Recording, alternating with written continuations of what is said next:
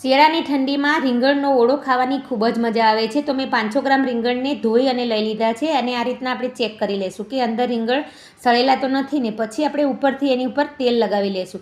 તેલ લાગી જાય પછી આ રીતના એને ચાકુની મદદથી આપણે આ રીતના એને કાણા પાડી લઈશું. આનાથી શું થશે, આપણા રીંગણ જલ્દી શેકાશે. પછી આવી જાળી હોય તમારી જોડે તો એ લઈ, અથવા ના હોય તો ડાયરેક્ટ પણ શેકી શકાય છે. ત્રણેય રીંગણ ગોઠવી અને શેકાવ થયા સુધી આપણે ડુંગળીને કટ કરી લઈશું. ડુંગળી, ટામેટાં અને મરચાં, આ ડુંગળી 2 લીધી છે અને 2 ટામેટાં. ત્યાં સુધીમાં તો આપણા રીંગણ શેકાઈને તૈયાર થઈ ગયા છે. હવે આપણે એને છોલી અને એનો માવો બનાવીને ઝટપટ હળદર એડ કરી દઈશું. આનાથી શું થશે કે રીંગણ આપણા કાળા નહીં પડે. એ હળદર જરૂરથી એડ કરવી. પછી આપણે 2 ચમચા તેલ લઈ એની અંદર ડુંગળી એડ કરીને ડુંગળી સંતળાય થોડી એટલે પછી નાખીશું ટામેટાં. ટામેટાં સોફ્ટ થાય એની માટે ઉપરથી આપણે સ્વાદ મુજબ મીઠું એડ કરી દઈશું અને ઢાંકીને થવા દઈશું. ટામેટાં અને ડુંગળી અડધા પડધા કૂક થાય પછી જ આપણે લસણની પેસ્ટ એડ કરીશું, લસણ મરચાંની, અને તેનાથી આપણો ટેસ્ટ ખૂબ જ સરસ આવશે લસણનો. જો તમે પહેલાં એડ કરશો તો લસણનો ટેસ્ટ ઓછો આવશે.